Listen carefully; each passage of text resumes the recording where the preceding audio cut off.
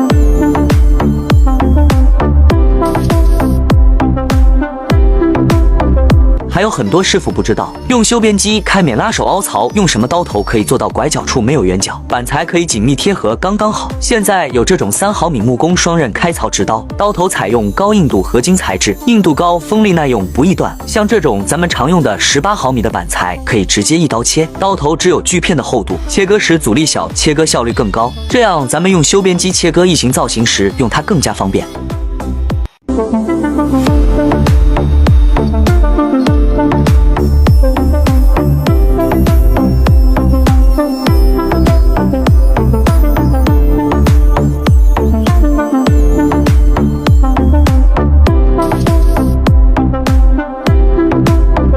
还有很多师傅不知道，用修边机开免拉手凹槽，用什么刀头可以做到拐角处没有圆角，板材可以紧密贴合，刚刚好。现在有这种3毫米木工双刃开槽直刀，刀头采用高硬度合金材质，硬度高，锋利耐用，不易断。像这种咱们常用的18毫米的板材，可以直接一刀切，刀头只有锯片的厚度，切割时阻力小，切割效率更高。这样咱们用修边机切割异形造型时，用它更加方便。